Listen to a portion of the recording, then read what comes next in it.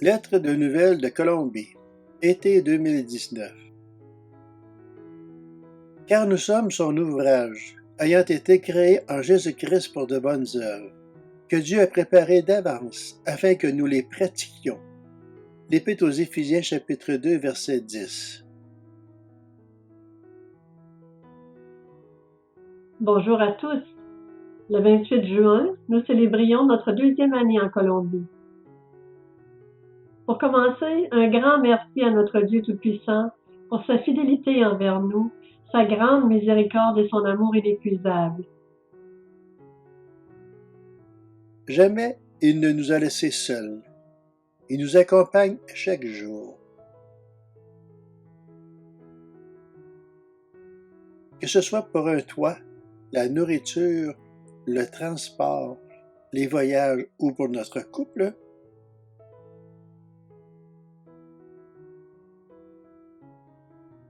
le travail dans l'œuvre de formation de disciples, l'évangélisation, l'école du dimanche, le club jeunesse OANSA, l'étude biblique, etc. Oui, nous rendons grâce à Dieu et à notre Seigneur Jésus-Christ pour toutes les bénédictions dont nous sommes les bénéficiaires. Nous voulons aussi rendre grâce à Dieu pour la libéralité dont vous avez fait preuve en aidant l'Église Maranatha de Riohacha à aménager des espaces plus adéquats pour nos enfants. Vous pourrez constater l'amélioration, mais en même temps comprendre de quelle manière on travaille quand les ressources sont limitées. Voici d'abord quelques images pour vous montrer comment et surtout dans quel type d'environnement se faisait l'école du dimanche de nos enfants. Pour débuter, tous les enfants sont invités à venir au devant de la scène pour que l'on prie pour eux et leurs moniteurs. Ensuite, ils se rendent dans leur classe. Voici à quoi ressemblaient les locaux de l'école du dimanche avant. La voie d'accès pour les locaux d'école du dimanche et des salles de toilette.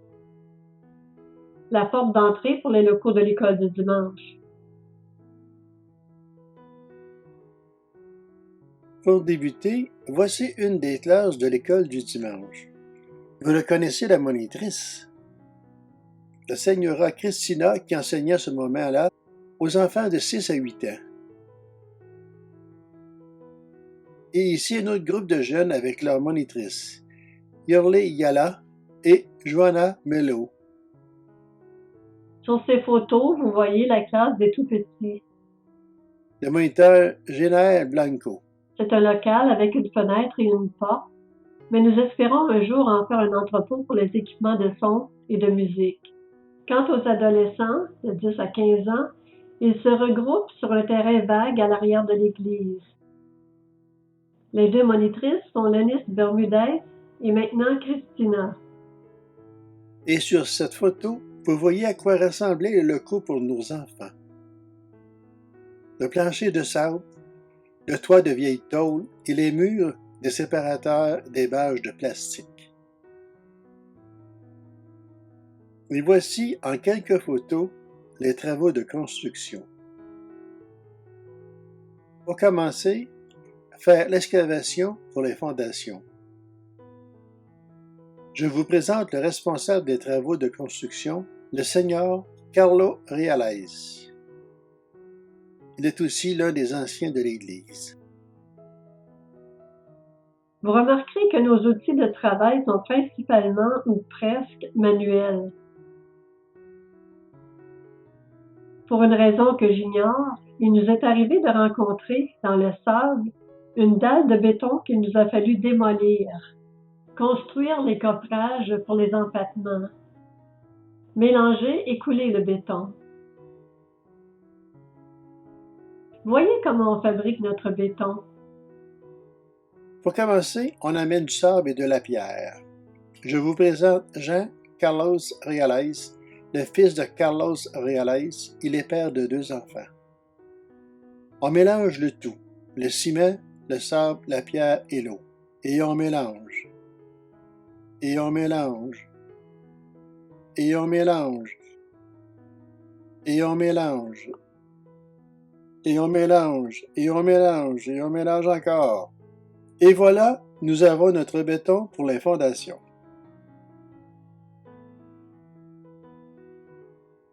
Il y a aussi du fer d'armature pour toutes les fondations et les colonnes. Le fer d'armature que nous avons nous-mêmes coupé, plié et assemblé. Je vous présente le Seigneur Kevin Palacio. Il est responsable de la jeunesse. Lorsque les empattements sont terminés, on peut commencer l'édification des murs de blocs de béton. Le mortier se fabrique de la même façon que le béton. Les blocs de béton se vendent 700 pesos chacun, soit 28 cents canadiens. Il est préférable de les faire soi-même. Voici comment.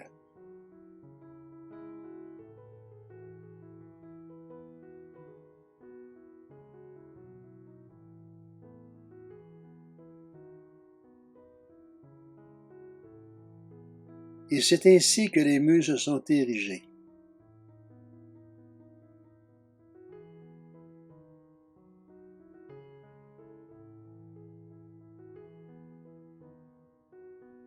Comment remplit-on une colonne de béton?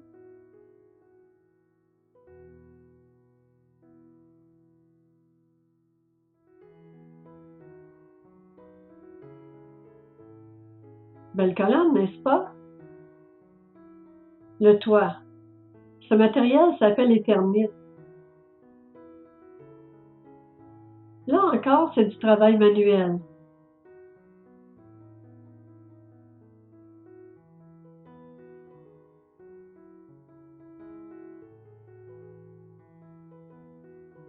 Le toit fait aussi le plafond.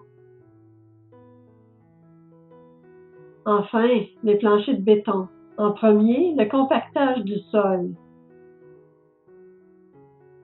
Je vous présente le Seigneur Omar Palacio. C'est le 3e travailleur permanent à la construction. Une dalle de béton de plus ou moins 5 à 7 cm d'épaisseur, avec un peu de poudre de couleur, pour donner un fini différent du simple béton gris. Et maintenant, voici à quoi ressemblent nos nouveaux locaux. Avant, pour nous, c'est toute une différence. Ces nouveaux espaces sont pour nous une grande amélioration. Cette section avec ses colonnes plus grosses et son toit de tôle, nous espérons plus tard construire un 2e étage pour y aménager une salle d'études et une bibliothèque. Voici la rentrée de nos enfants dans leur nouvelle installation.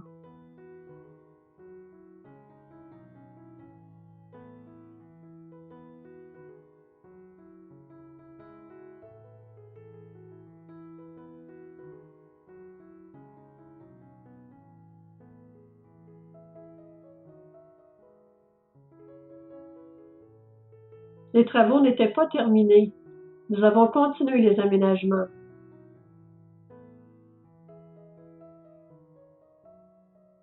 Nous avons continué les aménagements en relevant le mur du parvis extérieur. Avant. Maintenant.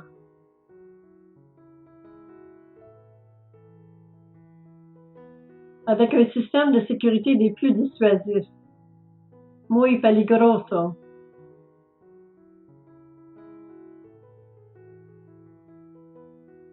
C'est pour nous toute une amélioration.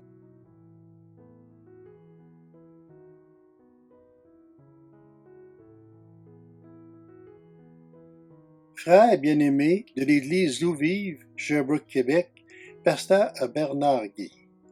Salutations fraternelles. C'est notre désir que l'amour infini du Père, la grâce de notre Seigneur Jésus-Christ et la communion de son Saint-Esprit soient sur vos vies, vos familles et votre ministère.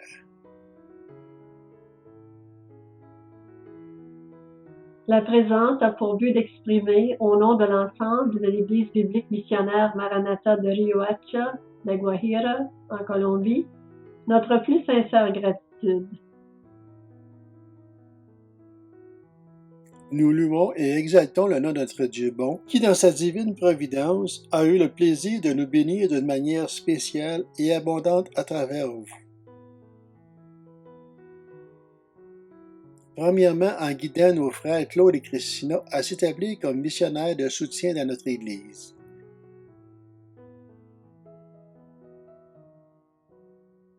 Ce qui a été une grande bénédiction et une aide à toute la congrégation dans laquelle je sers par grâce. Nous apprécions également votre don précieux et opportun pour commencer la construction de salles de classe pour nos enfants de l'école du dimanche.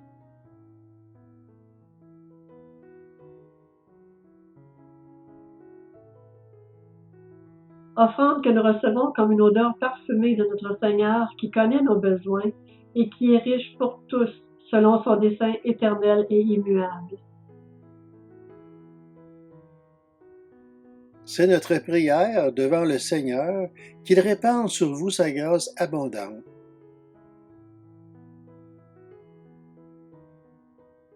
Qu'il fasse fructifier l'œuvre de ses mains et nous permette d'une certaine manière, malgré la distance qui nous sépare, d'être également une bénédiction pour vous. Très cordialement. Jenner Rapero, pasteur de l'église Maranathan à Rio Arca, La Guajira, Colombia.